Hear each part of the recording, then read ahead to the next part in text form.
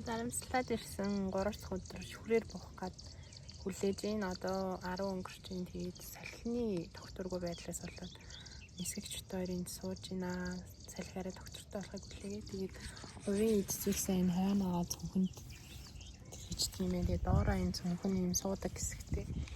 Тэгээд GoPro-гоор бичиж өгнө.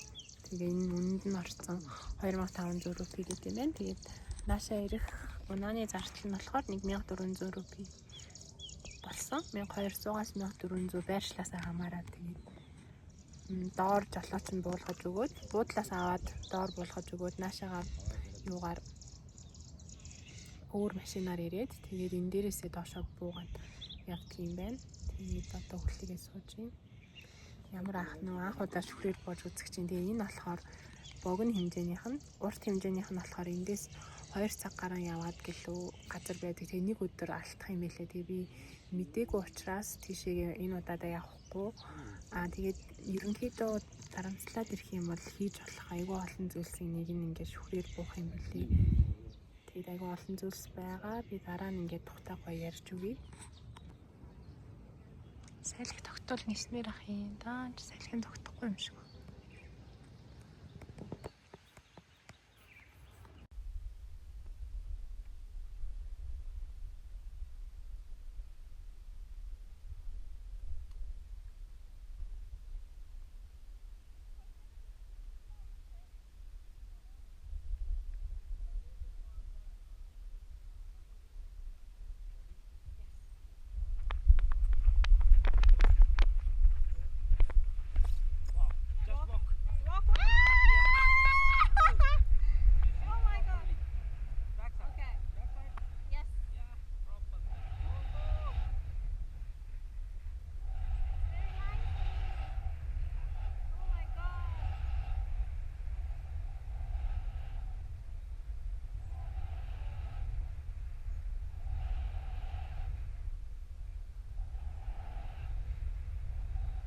За энэ хэсэг дээр бол би нэлээ айсан. Өмнө нь яг бит хоёр нэг удаа ингээд гүйсэн байхгүй. Тэгээ яг ирмэг дээр нь очисон чинь би нөгөө ухарч хараад тэгээ нөгөө нэг юуг орооцолтуулж хаяад тэгээд буцаад гээд яг ирмэгээс нисхийн алдаад айсан баха юу. Аль аль нь л айсан. Тэгээд одоо энэ юун дээрээс хоёлаа хамир баясцсан зэрэгтэй амаа. Гэтэ айгу гоё ясан. Надад ингээ яг дээр ингээд гарсан чинь нам гүм чив чимээгүй нэг тийм айцаа даван тулсан хүн байсан. Ер нь бол би ингээд аимхаа ер нь юм хийхээс өмнө айгу айдаг сандардаг хүн байхгүй. Гэтэ яг дотроо бол би амар зөрөгтэй тийм хүн. Тэгээ тэрийгээ өөрөө ингээд мэддэг юм уу айцаараа дараад идэх юм уу нэг тийм юм шиг байна. Тэгэнгүүтээ яг энэ дээр гараад яхад миний бас нэг айцын нэг хэсэг нь ингээд алга болцсон. Тэгээд химлэн уул харуулах гал хаалт янз янзаар. Тэд 10 минут орчим бараг агаар дээр байсан. Тэгээд ерөнхийдөө дээвэр дээрээс ингээд одоо доод дарамслагийн хүмүүсийн амьдрал байшин тэрийг харахад ер нь бол айгүй сүрдгэр төмрүүдээс нөгөө байшингаа 2-3 давхар дэшээ барих гад үлдээсэн. Тэгэнгүүт тэр сүрдгэр төмрүүд доошоо буужгаад зоогцчих үедээ гэж амар их боддсон юм л. Тиймэрхүү балаа юм бодсон. Тэгээ бид хоёр юу ярьж байсан юм бол заяа би айцаа даван туулахын тулд бас юм яриалах шиг байсан. Ерөнхийдөө бол энэ нийтмтэй. Тэгээд ер нь бол гоё туршлага байсан. 2500 yen гэдэг чинь айгүй хямдхан. 2500 рупий гэдэг чинь хямдхан баг юм уу? Одоо Японоор бол нэг бараг 5000 yen юм болов. Тэгээд ихтэй амь насны хувьд бол энэ бол одоо юу гэх юм бэртэж гэмтэх юм бол би бас айгүй хариуцлагагүй юм хийж байгаа хүн байгаа хгүй. Энтгэгт очиод тэгснэ хамгийн аюултай юм хийгээд идэгтэй.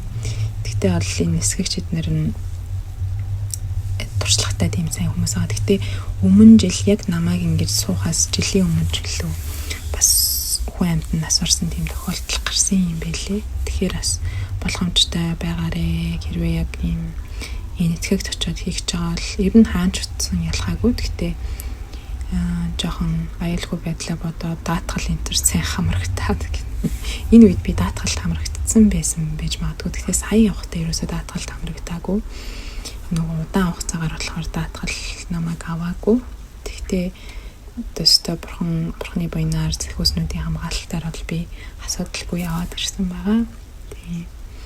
За тэгээд ямар ч гэсэн энэ бичлэгнүүдийг дандаа нөгөө өөртөө дараа нь дурсамж олгож хадгалах га. Тэгээд дээрэс нь утасны багтаамж манд өршөж байдаг. Тэгээд интернетэд хадгалах гоё арга бол YouTube юм билээ.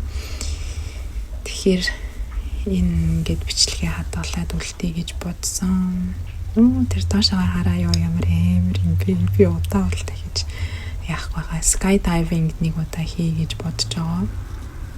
Гэхдээ ингээ нас явах тусам хүн чинь хорогдохын зүйлхтэй, амь насандаа хайртай, цаг хугацаанд хайртай, өөрийнхөө амьдралд илүү хайртай болдог юм байна. Тэгэхээр ийм галзуу солиотой юм хийх нь багасах байх гэж би бодож байна.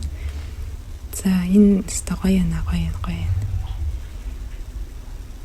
Тэгээд энэ нэг ээж болж хараахан хэмжээгүй хүүхдгүй байгаа хүний хувьд болохоор жоохон өөрийгөө л боддог юм лээ. За хажууд хүн энтер гэж байгаа ч гэсэн одоо хүн нөгөө хорогдох зүйл багтай юм уу да. Тэгэхээр иймэрхүү ард сурсан юмнуудыг бас бодлогогүйгээр хийгээд байдаг юм лээ. Хэрвээ ардаа ингээд үр хөвгөлтэй байгаа энтер гэсэн юм бол бараг зориулж хийхгүй байх магадaltaй те. Эсвэл надтаас миний араас 2-3 шүхрээр гарсан хүмүүс гэр бүлийн 2 байсан. Тэгэхээр ер нь гэр бүлэрээ юм бас аюултай юмар хичээлэх бас эвгүй санагдсан тий.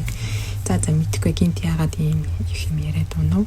Будын боцоо хөдөлгөөнтэй холбоотой. Жохон сэтгэл санаа өмөрч ийн үгүй юу гэж бодлоо. За тэгээд ямар ч байсан би нэг 2 солиотой юм хийсний нэг нь энэ paragliding. Тэгээ нөгөөх нь болохоор нөгөө юугаар заваар гол дээгүүр явсан, ган хөмрөн дээгүүр явсан. За энэ хоёр л энтгэгт хийсэн. Тэгээ энэ жил би юу яасан штэ дугуй унаж явлаа. Дугуй унаагүй. Гэхдээ ямар ч байсан нөгөө юугаар явсан, zip line-аар явсан.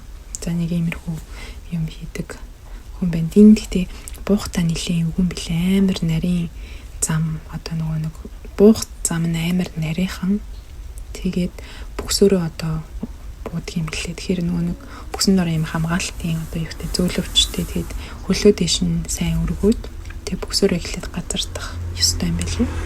За нэг тиймэрхүү юм болсон.